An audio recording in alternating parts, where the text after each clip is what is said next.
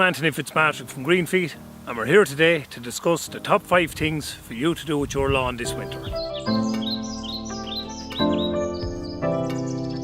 So one of the first things I want to discuss today is we get asked quite a lot about is patches on lawns throughout the late autumn into the winter. A lot of this is caused by a thing called red thread, basically a fungal disease that comes into the lawn. A lot of the textbooks will tell you it's a deficiency in nitrogen, but nowadays it's a lot more got to do with the fluctuation in temperature from hot to cold. So it's active at the moment. So what happens when this dies back, when the weather cools down, you're left with like a hay-like, so it's just off colour. But as the winter cools off, it becomes less and less of a problem and just disappears. So the next thing we want to discuss is the leaf contamination on your lawn over the winter months.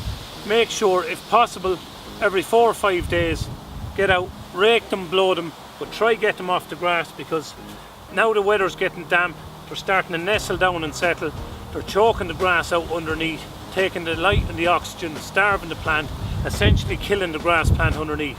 When this happens, you're weakening the grass and you're sure to have moss in the area. So a common mistake that people make is going out, particularly on bigger lawns, and they go out with the ride-on mower, mow over the leaves, get down nice and low and lift those leaves.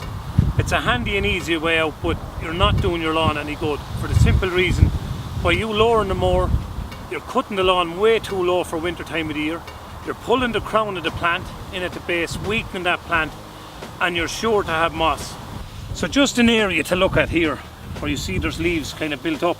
You see underneath, this is only a matter of weeks, but you can see the way the grass is weakening, discolouring in these areas. You can already actually see the pieces of moss starting to form where those leaves are smothering out the light. So just to show you where we left down the plastic, this is probably 12 days ago we left down the plastic. That's no different to what's happening with your lawn, where you have leaf contamination lying on your lawn. And if you picture that over a number of months, this grass here is more or less dead, and then you'll have our good friend loads of moss back in its place.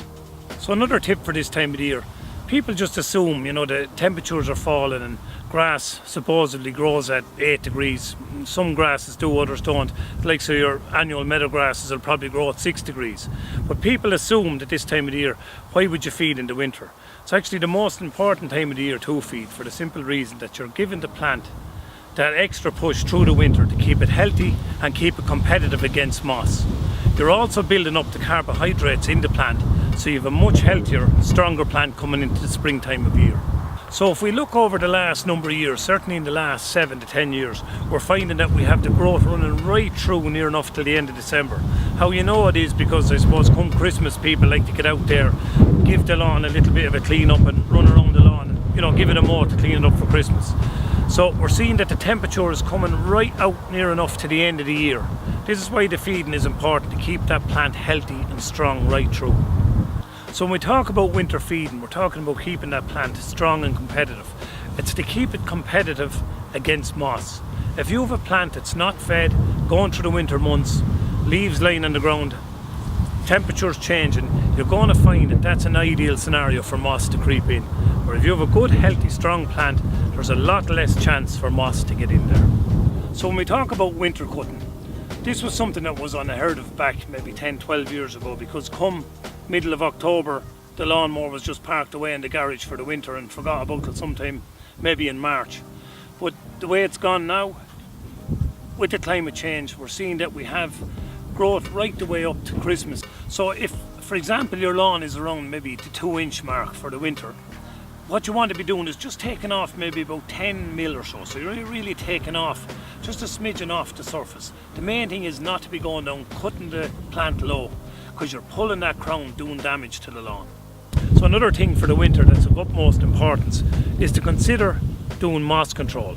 Because no matter what way your garden is, you know, loads of people put down, we're in Ireland, we're getting moss because of the weather and one thing and another.